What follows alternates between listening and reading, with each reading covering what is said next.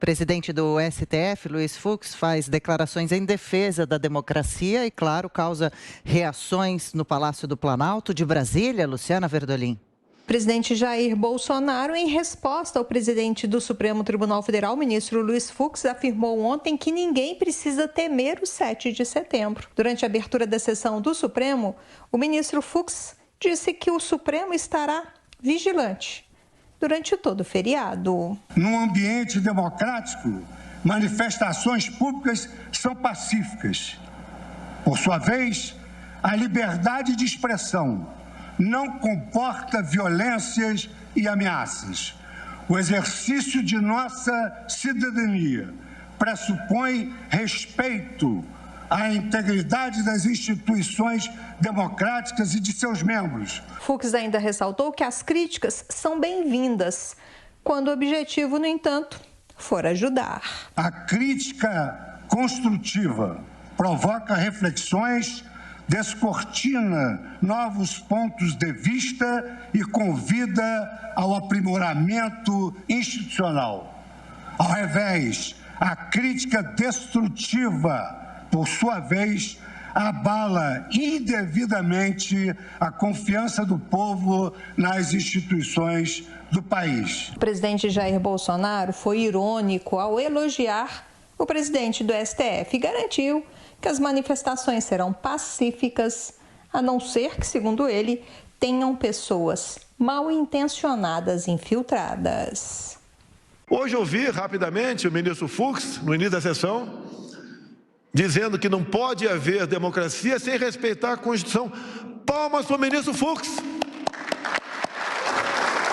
Realmente não pode ter democracia se nós não respeitarmos a Constituição em todos os seus artigos. Fazendo uma relação direta com o que ficou conhecido como inquérito das fake news, o presidente Bolsonaro minimizou a reação do Supremo às críticas que vem recebendo e afirmou que nem ele está também imune e lembrou que isso faz parte do jogo democrático. Quantas vezes engulo o sapo pela fosseta lacrimal? Agora, não é só o executivo que tem que engolir sapo. O Bezerra, você também tem que engolir, Bezerra.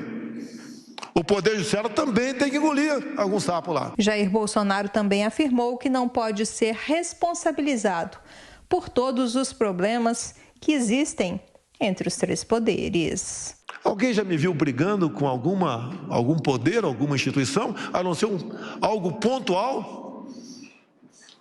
O Brasil está em paz, no meu entender. Está faltando uma outra autoridade ter a humildade de reconhecer que extrapolou. Em meio ao fogo cruzado, o ministro da Economia, Paulo Guedes, elogiou o que ele chamou de boa vontade do Supremo Tribunal Federal. O Supremo está querendo nos ajudar agora na solução também dos precatórios, isso é importante, porque o teto foi feito para justamente limitar exorbitâncias do Poder Executivo. Mas o que acontece quando um outro poder nos ordena, nos dá um comando de gastar? Nós precisamos dessa modulação. De Brasília, Luciana Verdolim. Muito boa fala do ministro Fux. Eu aconselharia, inclusive, o ministro que olhasse, que ouvisse a sua fala, se vendo no espelho, se enxergando, para que ele perceba o que ele falou. Né? É preciso, sim, que se façam críticas, claro, construtivas e não destrutivas. E ouça também o que os seus ministros aí, seus pares, ministro Fux, têm falado nas lives, têm falado nas entrevistas que dão com críticas chamando de nazista, de fascista, de desgoverno. Então, é melhor mesmo que os ministros trabalhem tão somente nos autos e zerem, retirem o microfone e as luminosidades das televisões, apareçam menos. Então, eu sugiro aos ministros e ao ministro Fux que se olhem no espelho. É preciso, sim, que o STF tenha um pouco mais de complacência, não, de bom senso diante de uma nova realidade ao Brasil. Claro que precisa ficar atento ao que vai acontecer no dia 7 de setembro. Precisa mesmo, ministro. Sabe por quê? Porque o povo vai às ruas pedindo, dizendo que o poder emana do povo e não da Suprema Corte. Isto significa que está lá no primeiro artigo da Constituição Federal, que me parece que vocês, 11 ministros, andaram revogando muitos desses artigos. O poder emana do povo, mas também através dos seus representantes eleitos. Dá até vontade de rir quando o presidente Bolsonaro fala que o país está em paz e que ele não cria conflitos e não cria confrontos. Ora, o presidente Bolsonaro, acho que todo mundo já está cansado de saber, só opera no conflito e só opera no confronto.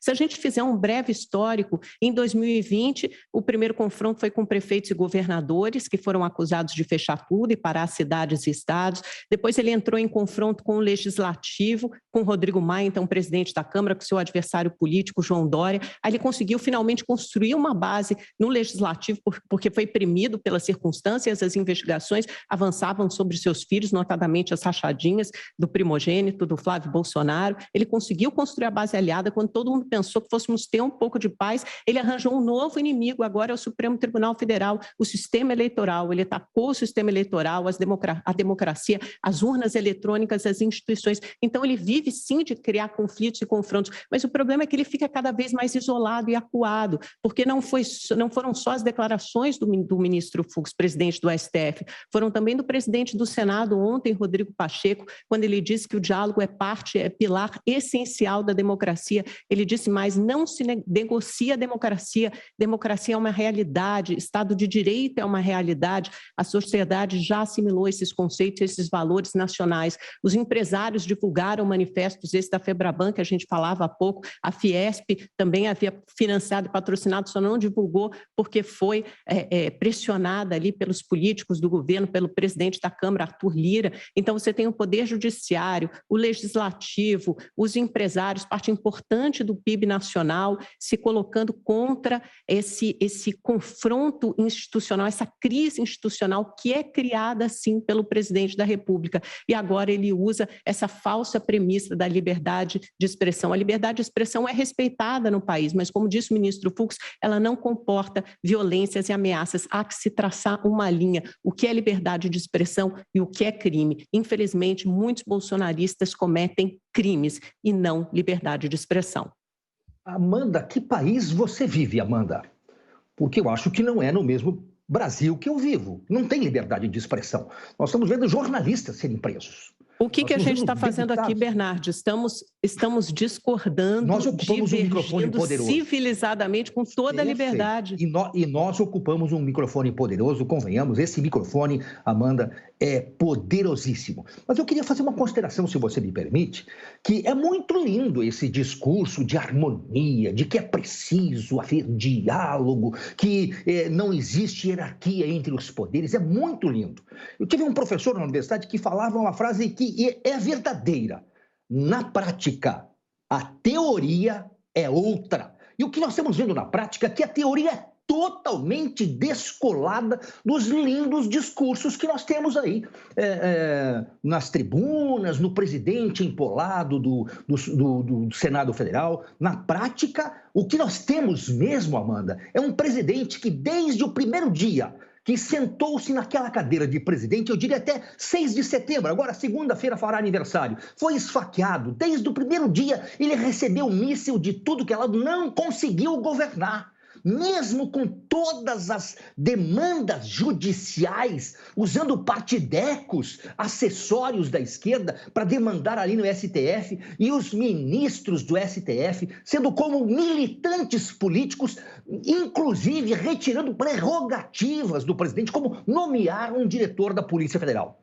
Ora, na prática mesmo, a teoria está muito descolada da realidade.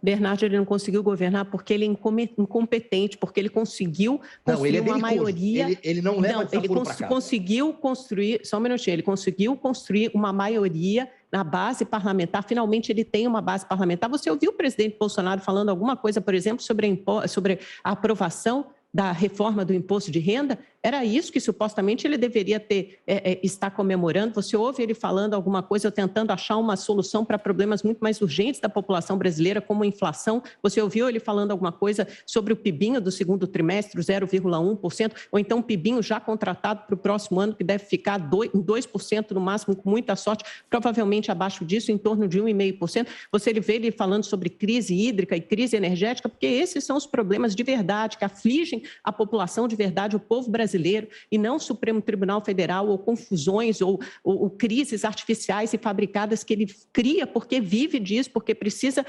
usar de manobras diversionistas para sair dos problemas reais, porque está acuado desde que foi instalada essa CPI da Covid, porque seus índices de impopularidade são cada vez maiores, e aí ele precisa arranjar os inimigos, porque ele opera baseado nessa lógica do confronto, ele precisa sempre ter um bode expiatório, um adversário, um inimigo político. É um presidente que, infelizmente, opera nesse diapasão. Nós nunca tivemos, desde a redemocratização, uma crise institucional dessa monta, apesar de já termos tido 2 impeachments de ex-presidentes, e mesmo assim a crise não chegou a decibéis, a níveis tão altos. Então, a culpa, a responsabilidade é sim do presidente Bolsonaro, que se dá o desplante de não governar na maior pandemia em mais de um século.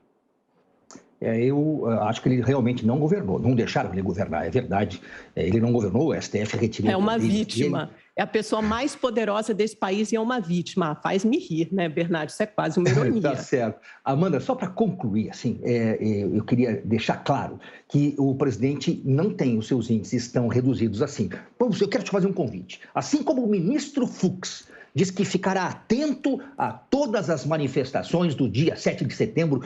Se me permite, eu até sentaria com você comendo pipoca e tomando um refrigerante e vamos assistir às manifestações. Vamos ver mesmo se o presidente está com a sua base política reduzida, com o povo longe dele. Vamos ver mesmo. Tá bom, Amanda?